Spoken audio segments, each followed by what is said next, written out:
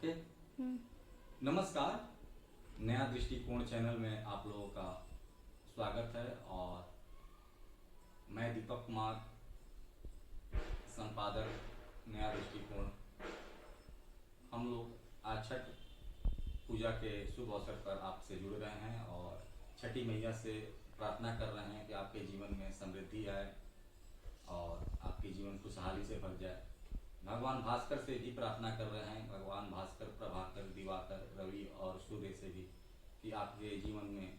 मंगल ही मंगल हो। आज बड़े ही हर्ष की बात है कि बिहार का महापर्व, जो केवल बिहार में ही सीमित न रहकर यूपी समेत देश के कोने कोने को कौन कहे, यहाँ तक कि जो मुस्लिम इस्लामिक कंट्रियाँ हैं, दुबई, कतर,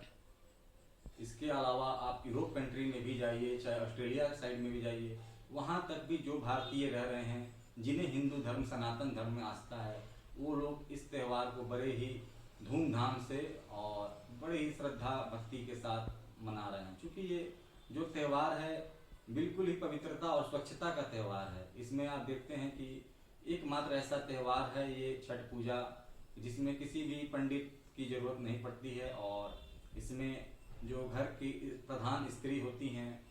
जो धर्मपत्नी हैं या घर की माँ हैं, दादी हैं, ये लोग 4 दिन के अपना उपवास का व्रत होता है। इसमें पहला दिन नहाए खाए का, दूसरा दिन खरना का, जो कल खरना बीत चुका है, रसिया और रोटी खाकर जो हमारी छठ व्रती माताएं बहनें हैं, अब यहाँ से लगातार 36 घंटे की उपवास करेंगी। आपको ये जानकारी होगी। इसके पश्चात आज सायं सभी छठ व्रती माताएं एवं बहनों के साथ जो परिवार के सदस्य हैं, वो छठ घाट को प्रस्थान करेंगे और आपको ये भी जानकारी होगा कि वहाँ पर आज डूबते हुए सूर्य को अर्घ्य प्रदान किया जाएगा। पूरे दुनिया में एकमात्र छठ पूजा ही ऐसा त्यौहार है जिसमें डूबते हुए सूर्य को अर्घ्य प्रदान किया जाता है। इसके अलावा दुनिया में कहीं भी ऐसा एग्जाम्पल नहीं मिलेगा आपको। ऐसा भी कहा जाता है कि उगते हुए सूर्य को लोग नमस्कार करते हैं, परंतु सनातन धर्म एक ऐसा धर्म है जिसमें हम लोग सूर्य को, डूबते हुए सूर्य को भी अर्घ्य प्रदान करते हैं। यानी हम लोग सूर्य से रोशनी ले रहे हैं तो सूर्य को अर्घ्य प्रदान कर रहे हैं और उसका हम लोग लाभ भी ले रहे हैं। क्योंकि ये सविता देव हैं, समृद्धि और पापों के नाश करने वाले हैं और इन्हीं के त्यौहार को हम लोग मना रहे हैं। इसके पश्चात कल चतुर्थ दिवस मनाया जाएगा छठ पूजा का और आपको ये भी जानकारी होगी कि प्रातः सूर्योदय के समय जो पंडित जी महाराज समय बतलाएंगे, शास्त्रों के अनुसार, वेदों के अनुसार, सूर्योदय के समय, उसी नियत समय पर हमारी छठ व्रती माताएं बहनें अपने अपने स्थान पर जहाँ भी करती हैं, हम लोग जैसे अभी नागपुर सिटी में हैं तो यहाँ नदी के किनारे हम लोग जाएंगे, खापड़खेड़ा, सिलवाड़ा में, और वहाँ पर हम लोग छठ पूजा भी मनाएंगे। क्योंकि हम लोग भी अपने बहन के यहाँ आए हुए हैं, जो हमारी बड़ी बहन है ममता प्रसाद, उन्हीं के आवास पर हम लोग यहाँ छठ पूजा मना रहे हैं। तो कल प्रातः जो पंडित जी महाराज ये बतलाएंगे कि नियत समय क्या है अर्घ्य का, तो उस समय जो छठ व्रती माताएं बहनें हैं वो अपना जो कोसी का सामान है और जो उनके परिवार के सदस्य हैं, लोटा में, पीतल के लोटा में अपना जो गाय का कच्चा दूध लेकर लोग जाएंगे और छठ व्रती माता बहन को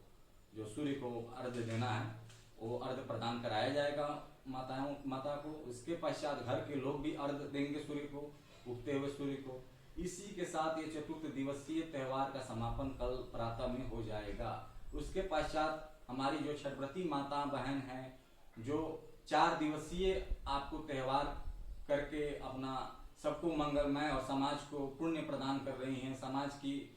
उज्जवल भविष्य की कामना कर रही हैं, उनके लिए पारण का प्रसाद बनता है, वो पारण करेंगी, जिसमें बिना लहसुन प्याज का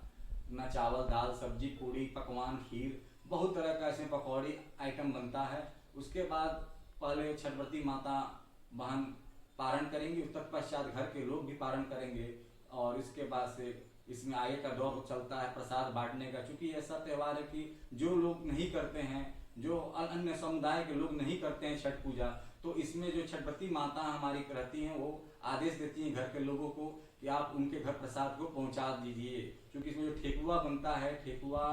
आपको खजूर और जो फल का प्रसाद चढ़ाया जाता है, मिष्ठान में लड्डू का प्रसाद गंगा जी को चढ़ाया जाता है। तो इसमें आप लोग देख सकते हैं कि प्रकृति में होने वाले लगभग जितने मैक्सिमम फल हैं उनको चढ़ाया जाता है, जैसे सेब है, संतरा है, अनार है, अंगूर है, केला है, अनानास है, नारियल है, गागल नींबू है, मूली है, हल्दी है, सिंघाड़ा है, यानी बहुत ही जितने नेचुरल में होने वाले पूर्णतः या ऋषि मुनियों ने इस त्योहार को प्रकृति के अनुरूप बनाया, क्योंकि ये प्रकृति से हम लोग को जोड़कर बनाया गया है कि अगर हम लोग इस त्योहार को पूर्णता कर रहे हैं तो इस पर वैज्ञानिक शोध भी हुआ है कि जो छठव्रती माताएं बहनें जो लगातार निर्जल 36 घंटे तक वो उपवास करती हैं तो उसका क्या प्रभाव पड़ता है। तो उसमें शोध में ये भी पाया गया है कि जो छठव्रती माता बहन जब 36 घंटे तक लगातार उपवास में रहती हैं तो जो उनके श्वास लेने की गति है वो धीमी हो जाती है।